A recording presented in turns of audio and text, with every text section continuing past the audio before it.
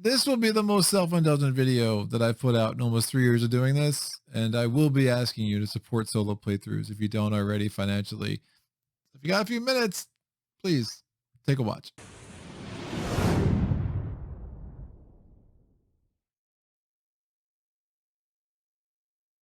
Where is this thing going? That is the $1 million question. I guess that's not the $1 million question. There's a lot less zeros at stake here than $1 million.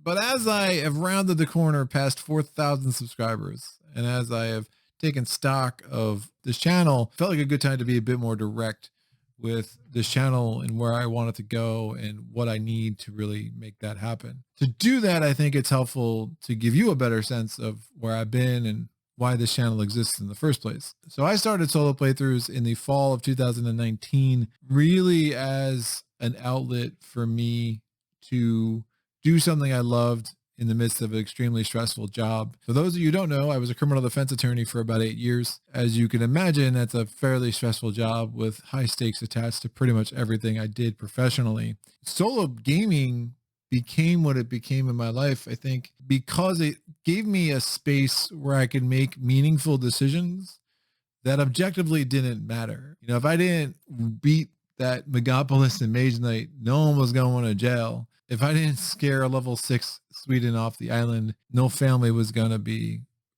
ruined. And I started solo playthroughs at a time where it became clear to me that my career in criminal defense had a shelf life, and my career as an attorney had a shelf life.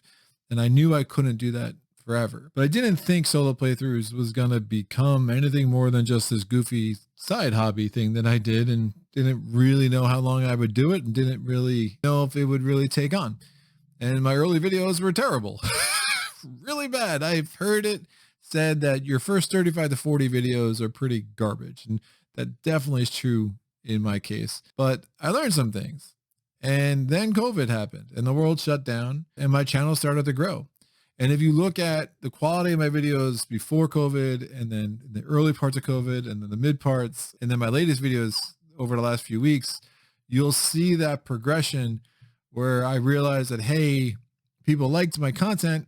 It just needed to be better. And I spent the time and I spent the money and I spent the energy to learn new things, to research equipment, to find out how I could do this in an affordable place. Because when COVID happened, the courts shut down. And in that phase of my career, I was doing only work with indigent clients where I was an appointed attorney and appointed by judges to represent clients. But when I couldn't dispose of cases anymore, my career hit a standstill, and that shelf life that I had in that career accelerated to the point that I realized that I just wasn't going to be able to go back. I threw myself more to the channel and it's grown immensely. And I've had an amazing journey with solo playthroughs and really enjoyed the interactions I've had and the people that have really shown me support and shown the channel some love over the last couple of years. As it is now, I plan on doing solo playthroughs for a very, very long time, full stop.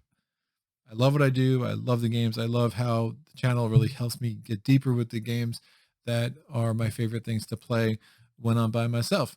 But I do need more support to make solo playthroughs continue to be what I want it to be. I appreciate every single one of my patrons. Right now, I have about a 0.08% ratio of subscribers to patrons, which means I have 30 patrons.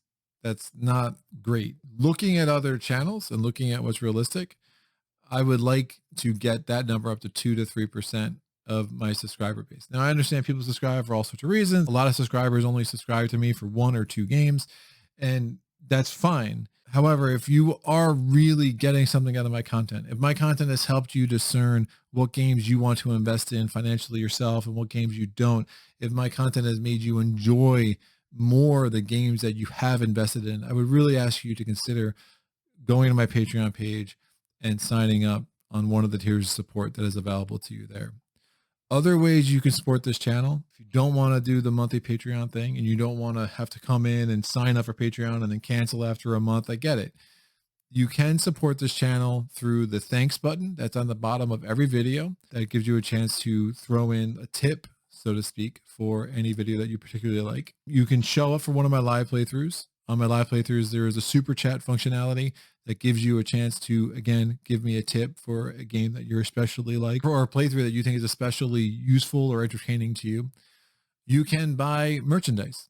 I do have a Teespring account. You can get a t-shirt, you can get a hoodie. There's various products that you can get with the Solo Playthroughs logo, and you can help support the channel that way. And asking for support, it's not lost on me that some people have a very overblown idea of how much money content creators like me make with a channel my size. I have made just over $4,000 since I started doing solo playthroughs. That's from the channel. Look, on some level, that's a decent amount of money for, playing board games. But out of that 4,000, I have had to purchase a lot of equipment.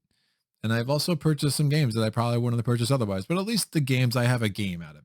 And I love games. So, it's really more the equipment. The equipment does add up. When you compensate for the equipment that I've purchased, which is multiple cameras, multiple microphones, make sure I got a new laptop that had the capabilities to stream the way I stream, the rigging equipment for the cameras, the lights that I have installed around my basement, there really isn't much profit after that.